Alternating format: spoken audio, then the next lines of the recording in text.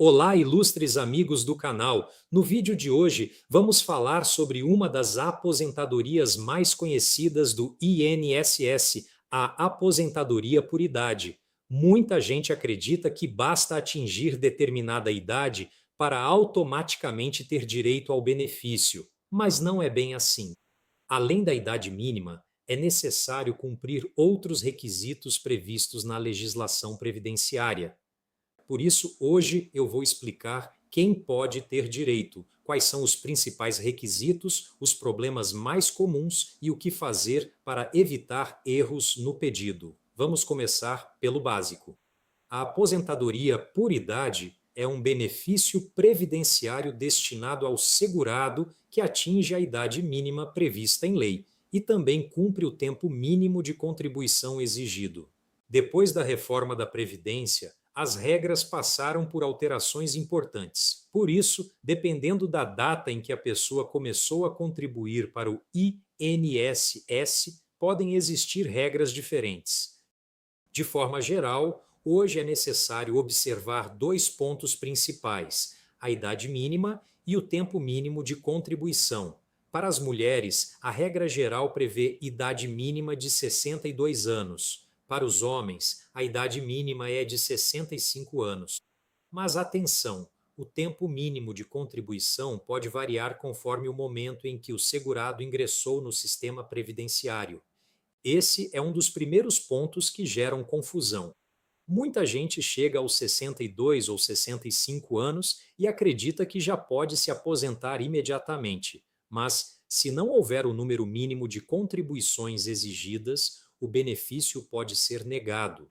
Outro problema muito comum acontece com pessoas que trabalharam durante anos, mas possuem falhas no histórico contributivo. Por exemplo, vínculos empregatícios que não aparecem no QUINES, períodos em que a empresa não recolheu corretamente, contribuições como autônomo que não foram computadas, ou dados incompletos no cadastro do INSS. Por isso, antes de pedir a aposentadoria, é muito importante conferir o Cadastro Nacional de Informações Sociais, o chamado QUINES. Esse documento reúne grande parte do histórico de contribuições do segurado. Outro ponto importante é a carência. Muitas vezes, as pessoas confundem carência com tempo de contribuição. Embora estejam relacionados, não são exatamente a mesma coisa. A carência corresponde ao número mínimo de contribuições mensais exigidas para determinados benefícios. Na aposentadoria por idade, esse requisito é fundamental. Outro problema frequente ocorre quando a pessoa ficou muitos anos sem contribuir. Nesse caso, ela pode até ter idade suficiente, mas ainda precisar completar o número mínimo de contribuições exigido pela legislação. Também existem situações específicas que merecem atenção. Por exemplo, trabalhadores rurais podem ter regras próprias. Pessoas com deficiência também podem ter tratamento diferenciado. Segurados que já preenchiam os requisitos antes da reforma da Previdência podem possuir direito adquirido. E pessoas que estavam próximas de se aposentar quando as regras mudaram podem estar sujeitas a regras de transição. Por isso, não é recomendável comparar sua situação com a de um amigo ou familiar. Cada histórico previdenciário é diferente. Outro ponto que gera muita dúvida é o valor da aposentadoria. Muitas pessoas imaginam que vão receber exatamente o último salário, mas o cálculo não funciona dessa forma. O valor do benefício depende do histórico contributivo e das regras aplicáveis ao caso concreto. Por isso, duas pessoas com a mesma idade podem receber valores bastante diferentes. Outro erro comum é fazer o pedido sem revisar previamente toda a documentação. Entre os documentos que podem ser importantes estão carteira de trabalho, extrato do QUINES, carnês de contribuição, comprovantes de recolhimento, certidões, documentos de atividade rural quando houver e documentos que comprovem períodos não registrados corretamente.